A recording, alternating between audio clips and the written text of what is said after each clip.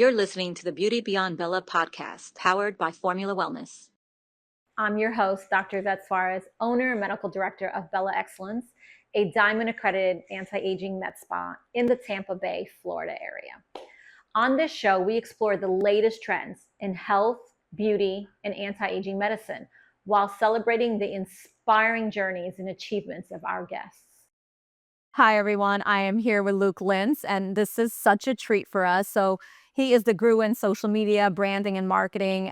He actually does a lot of work with Kevin Hart, the Kardashians, lots of A-listers. And so I'm going to let him take it away because I'm very impressed.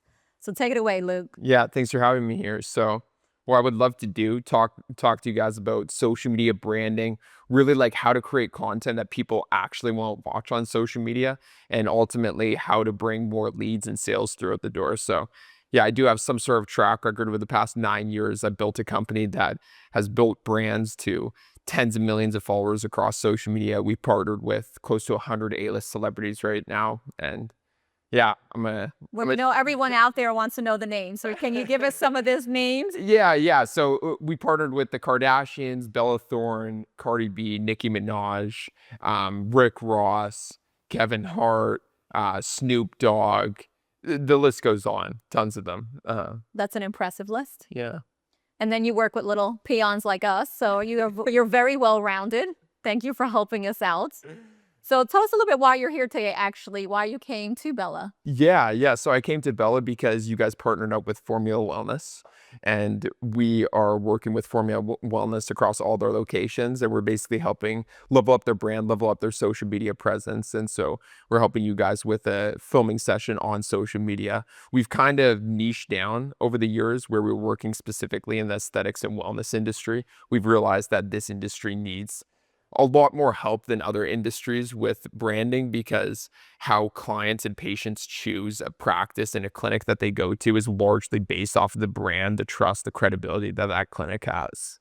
I love that. You know, it's really difficult. I'll share a little bit because I'm not very good at social media, and anybody who's been on my personal accounts will know that. I think I explained a little bit prior that for 20 years I had a brand, right? Bella Excellence has a very large name in the Tampa Bay area, but I've never done any personal branding. I always felt that Bella and I were one, right? And that I didn't need to have another different branding for me. But you think that's super important, and I've kind of missed the boat in the last 20 years on that. Tell me why that would be so important. Yeah, this is a huge one. This is like talking about the business brand versus the personal brand. And I'm a very big believer in the personal brand. Like, so for someone like you, you've been established in business for over 20 years, but everything has just been solely based off the business brand. Now, if we're looking at social media specifically, people like following other people on social media. People don't necessarily resonate or connect with brands as much because you're very limited in terms of the amount of stuff that you can post on your business and brand without just being weird, because you're mainly posting about your services, your patients, you're talking about testimonials, case studies, and then you're also talking about maybe like the people that are working inside of your business. But your personal brand, you're open to a whole nother set of content ideas where you're really just building a story throughout your life. And so like I think about you, where you've been in business for over 20 years now, and if you had a social media presence right from the beginning, that story and that track record would just be unbelievable right now if there was like content and documentation since the beginning. I also think of like the personal brand as like a huge education journey where you're able to educate people the same way that you like want to educate people inside of the business and on areas that you really like. And so I see it as kind of the approach where if you don't have a personal brand where you're educating people, it's kind of like selfish, because business owners have so much knowledge. You have so much knowledge inside of this industry over the past 20 years that you could share that knowledge to the audience, just like you do with your patients on a daily basis. And social media just allows you to access more people. Yeah, you know, and I think that's difficult for me. And I agree with you. I really started my social media platform for the personal side was really to educate people on different things. It was actually twofold. I wanted to educate other people that wanted to do aesthetics. Since I'm a trainer for so many different companies, I wanted them to not forget what was correct when they're actually doing and evaluating a patient. And then also on the flip side, what does the patient need to know, right? What can they look for? How can they be educated in this field? but I've kind of had a difficult time personalizing it. I don't know if it's I feel like I'm very open, but you see a lot of people in the personal brand, they put a lot of personal photos and do a lot of different things in their family and friends. And I think it's a hard combination. I don't know if you have some advice for me of how to mix and mingle that, or do you really just keep it business? Yeah, I don't think that you have to share aspects of your personal life to have a personal brand. Like if you look at people like Gary Vaynerchuk, for example, he has one of the biggest business personal brands out there, and he doesn't share a single thing about his personal life. He doesn't share his wife at all, his family at all. It's literally just about business. It's showcasing him very authentically. And so what I would say in terms of growing a personal brand is figuring out the biggest thing with a personal brand is figuring out the exact person you're trying to speak to. The easiest is either speaking to your younger self, because then you're teaching people how to get from your younger self to where you are now. So you're selling them the dream outcome of where you're at right now, and you're teaching them like how to get there, not the exact way of the progression that you went to, but teach them all of the problems and the things that you overcame so that they can get there faster, basically. Or you're teaching, or you're like talking to an audience that you are currently. Those are usually like the two biggest audiences. But the reason you have to know the exact audience that you're speaking to on social media is because the algorithms of social media have changed over the years. They changed from what they were 6 years ago to pushing out content to your follower base. Now they push out interest-based content. It started with TikTok, but basically if any single person who's listening to this right now, if you and me pulled up our TikTok pages or our Instagram Explore pages, literally it would look completely different. Same if any single person listening pulled up their pages, it would look completely different. It's because the algorithms take the interest that you have and push content that you would like the most, which is what gets you addicted because they're constantly pushing content that you really like.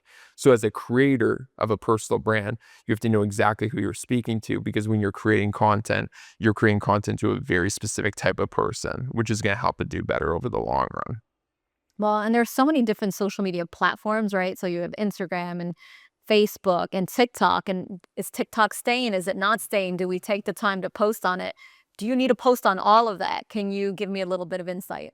Yeah, there's a lot of social media platforms, and this is where like a lot of people go wrong, because when people are just getting into like wanting to grow a brand, like they know that social media, they have to have a presence on there. They get very overwhelmed because of how much there is, how many platforms there are. What we do is over the past 9 years, we've specialized in short form video content, and we just got kind of lucky with it. It evolved with TikTok, and now all platforms are kind of native short form video content.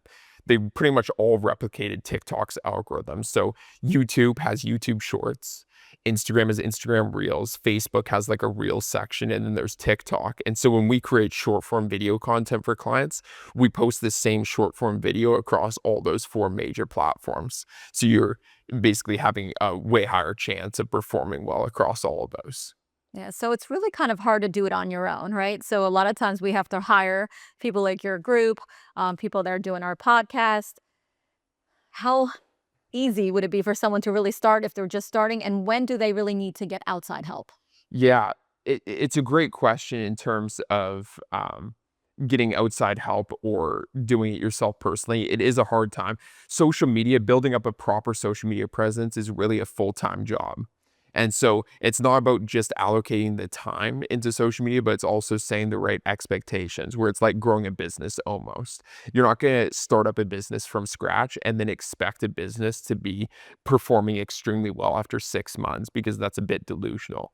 Yet when we think about social media, we think about it in a different context, and we're like, I want to start this up and I want to start seeing performance after a month. And it's a bit unrealistic standards right there. My advice when people are starting up a social media presence from scratch is to not reinvent the wheel. There are millions of posts that go up on social media on a daily basis. There's videos that go viral on a daily basis and that perform very well in every single industry imaginable. So what I say is find viral content inside of your industry, find top creators inside of your industry, and start by just recreating content that has already proven to gone viral, because then you can establish yourself. And then once you already have an established follower base, then you can start going out and creating your own original content. Yeah. And what do you feel like everyone worries about how many followers they have, right? So people are buying followers. Isn't it really about the communication between who you're actually talking to and them with you, and then wanting to be more invested into your brand? But everybody's so worried about this number. Can we just tell people to stop fixating on that? Well, there is an aspect to the number because the number does give like some credibility to a certain extent, but the credibility of the followers does have to match up with like your engagement. Okay. Yeah. So what I would say, the number is for credibility, but don't focus on that in terms of being your milestone marker for continuing to create content. You should be in a mindset of creating content and working towards growing your social media presence, no matter what other circumstances there are. I think where people go wrong is they attach like their milestone markers of being like, if I don't get to this in my head, I'm not going to put more time and invest more money into this. Right, because that might take a long period of time. Yeah. Like, why did you never start up a personal brand? I just, again, I thought that Bella and I were the same entity. I really never kind of had my own personal brand. I felt like I was the personal brand and the business brand were joined together. And really, I opened it to really help other people, particularly entrepreneurs, that how to get into this realm, how to inject, how to know wellness, all the different things that are out there. And then I didn't want to necessarily bog down Bella's site on a teaching platform, and really thought this is my opportunity now to do a teaching platform. So why did you decide to do this podcast? For the same reasons? The same time, right? I'm getting to reach lots of individuals that have amazing journeys in the wellness and aesthetics. I think there's still so much information out there that is not correct. People are still afraid of wellness. They're still afraid of aesthetics. And having that join and showing that all of these wonderful people that are every single normal people that are every day out there doing their thing, they're all doing this in the background, right? But everybody's keeping it hidden, and we're all on the same platform. We're all trying to do our best. We're all trying to live a healthy life, and we have to put our best foot forward. And this gives me a forum for patients and people to actually talk about it. Makes total sense. So Bella started in the aesthetic space, and then it integrated wellness into it. And so at what point did it integrate wellness? So about 10 years ago is probably when I integrated. I went back and did a fellowship with A4M in anti-aging and metabolic medicine, and realized that I always tell people it's really easy for me to make you look beautiful on the outside, but it's really difficult for me to make sure that you feel amazing on the inside, because that's a journey that you and I have to take together. Yeah. There's a lot of accountability on your part when it comes to wellness, not just coming in and doing some magic with a needle. You now have to go home and drink your water and eat your protein and do all the great things and exercise and do well and take the medications and take the vitamins. That's really hard for patients. And so there's a lot of hand holding. But my happiest patients are the ones that feel amazing inside and look good on the outside. Well, it's harder for you too, because like on the outside, the aesthetics, you kind of have full control over the outcome. Where on the inside, like a lot of it is based off of the actions that they're doing outside of it. And you're just like giving a lot of advice and then working towards that together. So that makes sense. But you guys were way ahead of the ball game then, like with wellness 10 years ago. Like it's kind of just become a trending aspect of the mergence of aesthetics and wellness together. And so like, where do you see the industry headed of like wellness and aesthetics together? Oh, I think it's absolutely our future, right? Preventative medicine. We talk about preventative aesthetics all the time, right? People always talk about baby talks, and people understand now you have to start doing things early and doing your facials and doing your talks to make sure you look young. But imagine if we can convince all these young people, and we'll talk about your journey in a minute, right? Because they think when you're young, I don't need to do anything. I can eat whatever I want. I don't need to take vitamins. I don't need to be well. I have plenty of time to catch up later on. But imagine if we can start earlier on what this would look like, right? We need to get to a point in this country that we prevent disease and not just treat disease. And that's really, I hope our goal will be in the next decade. Yeah, 100%. I think things are moving in that direction of people being more aware of preventative medicine and preventative treatments, where I think that is where everything is headed. Like, yeah, like for myself, that's where I started, where the reason I came to Formula Wellness and wanted to do treatments is because nothing was going badly inside of my body. I could eat practically anything. I didn't have any food allergies. I just wanted to like fully optimize my body because longevity is like a huge thing for me. And I found it really cool what Formula Wellness was able Yeah, to. I want to know what that looked like that first day you walked in to see Dr. Budman. What did that look like? Were you shocked? Did you expect everything that you learned? And then how did that impact you? Yeah, so I came into Formula Wellness originally completely blind. So I didn't ask any questions because I'm deathly scared of needles. And so I didn't want to Like know. most men. It's the vagus nerve that it's the vagus nerve. And so I didn't want to know. And so I didn't ask any questions. But I came in, did a full blood panel, did a full brain scan, did an EKG, did a VO2 max. And I was just super impressed how quickly was able to do all of those tests in one. And I immediately saw the doctor afterwards. And we went over all the reports besides the blood panel because like that needed to be sent in for testing. And we went over a lot of the things more in depth that I kind of knew were going on inside my body, but brought it to light, like a lot of things around stress and anxiety. And then the coolest part was like creating a huge strategy and plan over the next few weeks with supplementation plans, with with dieting, with more protocols for neurofeedback, a lot of things that I just thought were very helpful. I think the problem that a lot of people run into is not having guidance, a plan and a strategy, preparation. Because if you don't have those things, you're going to leave it up to your choices on a day-to-day basis. And every single person only has a certain amount of decision-making power in a day. And so what ends up happening is when you aren't prepared in terms of like minuscule things like even your diet, like as one component, if you're not prepared during the day, then your decision-making power goes down throughout the day every single time you make a choice of like a healthy food. And then by the end of the day, you're in the McDonald's drive-through and you shouldn't be. And there goes all your nerve cells. The Formula Wellness 4 cornerstones are nutrition, functional wellness, aesthetics, and brain health. These serve as a guide rail for individuals that are pursuing longevity inside and out. Formula Wellness is setting the new benchmark in preventative healthcare and aesthetics. Thank you for all of your support. To learn more, please visit www.formulawellness.com. I agree. Wasn't the study something like you only have about 4 hours of work that you can actually pay attention and be functional? And so that's why they say don't work long hours. We know that doesn't work in the real world. We all work 12-hour days. But I agree with you. Look, I don't drink caffeine. I'm like a little Energizer bunny and everyone always laughs. They're like, slow down, settle your tone. I'm always going. But I live on vitamins, right? I know that I'm always nutritionally depleted. Our foods, even if you try to eat well, do not have the vitamins that they need it to have. And so like you said, it's a component of trying to be better. And it was interesting that you said about the brain performance.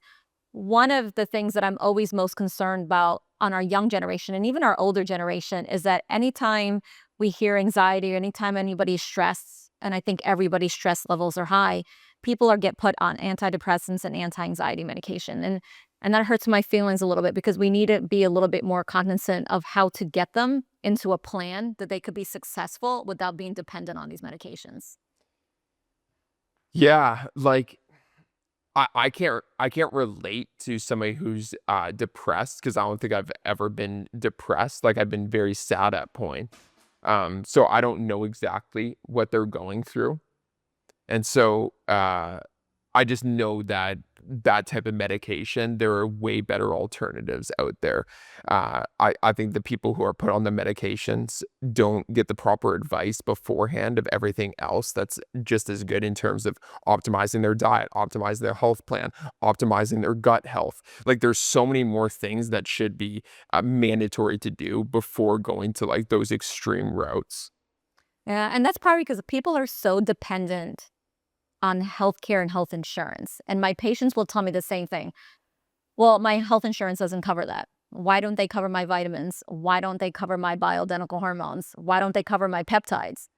It just doesn't happen, right? And so they live in this outside world that you really have to truly believe in it and come to a functional medicine physician, right, or provider to actually learn that. They're not really learning that in the day-to-day family practice offices. This gets into a amazing topic. So this is like cash-based versus insurance-based practices in the aesthetics and wellness space.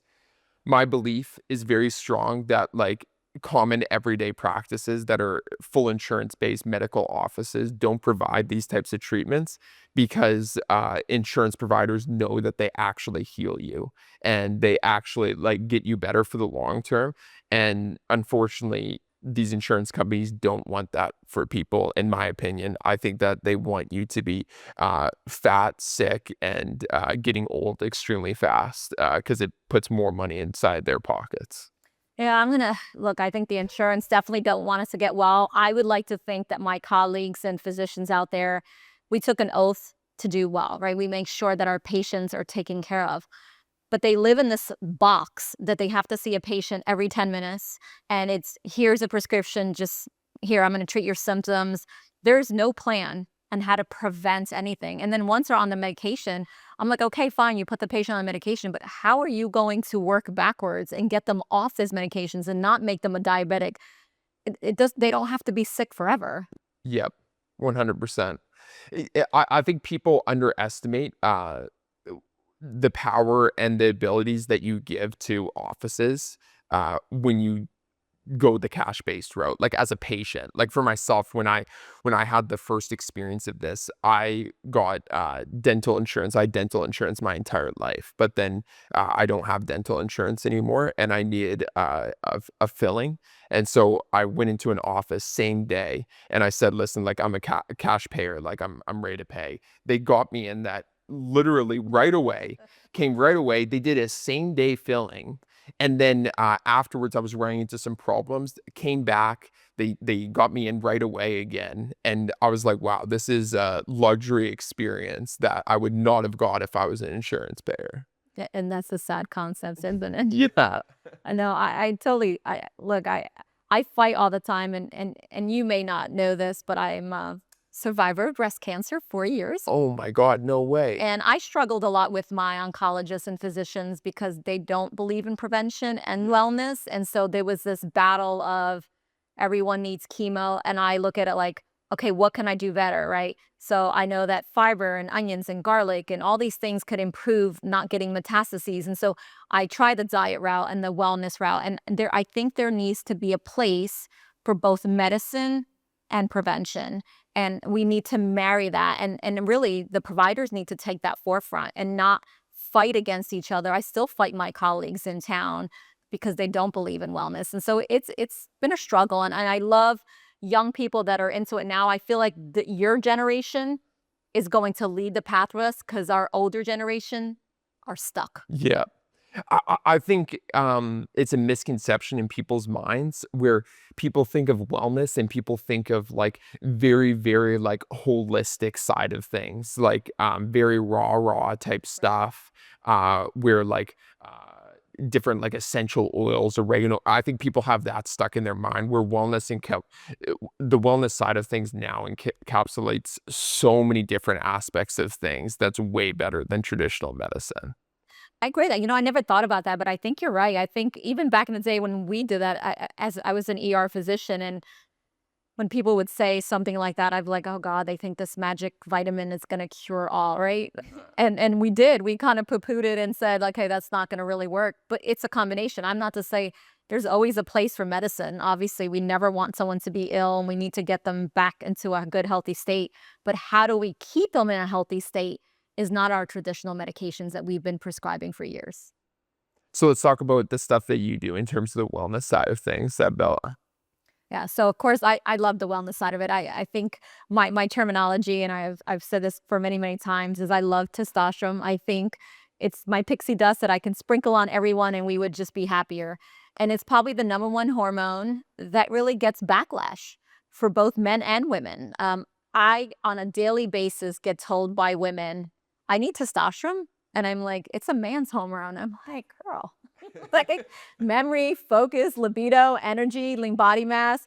Who would not want all of those above? But they truly believe that. And this is how I think we've programmed society to think. Well, I'm going to ask you some rapid fire questions about testosterone specifically fire. for women, because like I think women, as soon as they hear like getting testosterone, it raises red flags in their mind. Like they probably think, is that going to make them more masculine? Obviously not. Look, testosterone, we're not overdosed. And I like to tell women, men still have tenfold the concentration that a woman would have, easily. So if we think of a man at about 1,000, we're thinking about a woman about 100. We're not on the same level. We are not trying to make women into men. We're not trying to have them a deepened voice and hairy. That is not what we're trying to do with women. But testosterone has a play in all of our different blood levels. I mean, it helps with heart disease. It helps with blood pressure, helps with cholesterol. It helps maintain women's muscle mass. And most women, as we age, we get bone reabsorption, we get osteoporosis. Testosterone will really help with all of that. My favorite is really memory and focus. Like, I always tell our women, when you start getting to a point that you can't remember things and you're having sticky notes everywhere and you're writing notes on every single thing you can try to remember, or you walk into the pantry, you can't remember why you're there, it's normally that we have low testosterone. It is not a manly drug. So what happens with estrogen levels when a woman takes testosterone? Yeah, so they both drop. So I like to tell women mostly at around 45, you start to lose testosterone. That's probably the first hormone that starts going down. At about 47, you start to lose progesterone, and that's going to give you more the anxiety and depression and bloatingness. And then around 50, you start to lose estrogen. And estrogen is really important in all the different organ systems. It actually shows that it's imperative for the immune system, for bone support, for heart disease, for cholesterol. And so it has a large interplay. It's had a lot of bad reps in the past because in the past, medicine was not giving bioidentical hormones. And so those hormones are really not good for you. But when you're actually going to have that same key that fits perfectly into that lock, we're actually causing healing to the body instead of damage as they get older. Got it. So that's bioidentical Bioidentical. versus synthetic hormones. So that's like pellet therapy. So pellet is still bioidentical. You can do bioidentical pellets. You can do intramuscular injections. You can do creams. You can even do oral sublingual stuff. There's so many different forms. It's really about getting into the system and staying at a normal, nice level that's constant, right? We've had it all of our lives. So when women go to menopause, men go into andropause. We all need to get our hormones back in balance. Super interesting. It's turning this around to me. That's okay. I'm ready for him. So with testosterone, we were talking about off camera. We were talking about different age groups. Like for myself, like I'm only 25, so it'd be a bit difficult or wouldn't be good for me to take testosterone because it would be basically telling my body to like stop producing it. Correct. So so we always check, and then if you're young and you have an issue, we start to look why, right? And so if I have anybody between 25 and under 40, I'll start to look for reasons why their testosterone may be low. And so we can do a scan of their pituitary and we can look at their LH and FSH and just try to figure out what that is. And then you can do medications like Clomid and HCG to try to boost their system to actually produce their own testosterone before you replace it. Right? So there's always a different way. But I always tell men after around 45, we really don't make more hormones as we get older. And so a lot of times we do have to replace it as we get older just so that we can stay at a good level. That makes sense. So you can't really boost it at an older level. Like you really have to replace it to a certain extent. You can. Well, exercise, eating well, all the normal things that we can do give you a natural boost. DHEA, a precursor, pregnenolone. There's a lot of the little things that we can do. But in general, men lose about 10% of testosterone per year. So we're going to keep going down no matter what. Women and men, you're going to get to a point in andropause that you can no longer make enough hormones. And so there's this graph, right? And so it'll say between 200 and 1,000 testosterone for men is normal. Do you want to be at that 200 or do you want to be at that 800, right? Where you feel that balance and what's that optimal number is where we really try to get our patients to. Makes sense. See, but you're way young. So you're probably at a good 1,000 rocking and rolling. So I'll probably see you in about another 30 years. to get a I'm actually not. My testosterone is low. Is it really? Yeah, that's why I'm trying to get peptides to Yeah, increase so it. peptides and Clomid will really bounce it. Sometimes even with my patients, I've gotten a 40% improvement right away in the first like 8 weeks with That's Clomid. nuts. So there are plenty of things that we can do to kind of help boost stress levels, right? Figuring out all the things. And once you balance everything inside, and it's strange because lately I've had both men and women in their 30s with all low hormones. And so we're trying to figure out what's going on in our society that everyone's hormones are low and how do we get them back into a balanced rate. It's definitely stuff going on in society. You see rates of depression going up, skyrocketing. You see fertility rates going crazy down. Yeah, infertility rates. Yeah, because I'm coming of the age where like a lot of friends are, trying to have kids and stuff. And it is crazy. I'm hearing like friends saying I'm trying for 2 years, and it didn't really like come to me. I'm like, what do you mean you're trying for 2 years? That means like you're having sex like during the proper times for 2 years straight and not. I'm like, I've been worried about getting a girl pregnant for my entire adult life, and now you're trying for 2 years. Like, this is Be crazy. careful, you might be the first time and then you'll be a daddy. Uh, Look, there's something definitely going around. The infertility numbers are sky high right now. And we look at that. We look at women and look, and it's both men and women. So it could definitely be a decreased sperm. It could be their motility. And a lot of times it's the woman. And we really need to do a well balance. But people don't do that. They look, oh, you have a period, you're fine. I don't understand why you can't get pregnant. Let's throw all these medications. Well, let's look a whole balance. Let's do the whole entire system. Let's treat little areas to kind of help them go through that. And I think that's been lost in previous medicine. And I do see definitely an uptake in that we're starting to look at that functional side of it and hopefully be able to help both older people, but a lot of the younger generation. So ideally, like you're wanting a patient to come into Bella and be able to get their entire wellness and aesthetics like completely dialed in just with you guys, like one-stop shop. One-stop shop. Don't you love that? So I'm going to ask our last question, which I think will be a difficult question because, I have to ask it anyway. And so what does beauty mean to you? Yeah, it's a good question. What does beauty mean to me? I think beauty is whatever brings you happiness. Yeah. I think beauty is what brings you happiness and what you're able to share with others and bring them happiness. I like that. Yeah, like I think a beauty, like for example, if a woman thinks of herself as extremely beautiful, she's then is like very confident and then becomes very happy from that and is able to spread that happiness with other people. I love that. Mhm. Again, I want to really thank you. And you've helped me so much. I keep hoping that he keeps helping everyone else. And we all need to get better on our personal brand. Thank you.